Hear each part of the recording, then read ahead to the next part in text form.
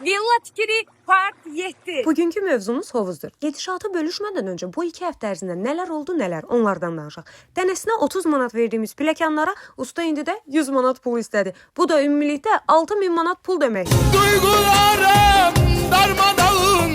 Pəncərə ilə maraqlandıq. 20.000 pul istədilər. Yox, almadıq. Hələ də axtarışdayıq. Daha sonra həzm etməyə çalışanda baseyn ustası daşıma havuza 30.000 pul istədi və mən də Taşacak habu.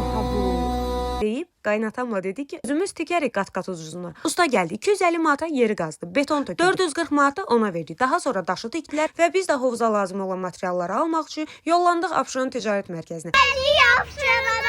Üstəlik uşaqlarla həm ziyarət, həm ticarət dedik. Çünki burada uşaq əyləncə mərkəzi var. Üstəlik bir saata cəmi 4 manat, limitsiz isə 10 manat. Uşaqları Abşeron ləndə qoyub keçdik hovuz üçün alacağımız məhsulları seçdik. Gəldik torpağa. Son olaraq isə hovuz gələcəkdə bu formada olacaq. Bəyəndinizsə izləməyi unutmayın. Davamı part 8-də.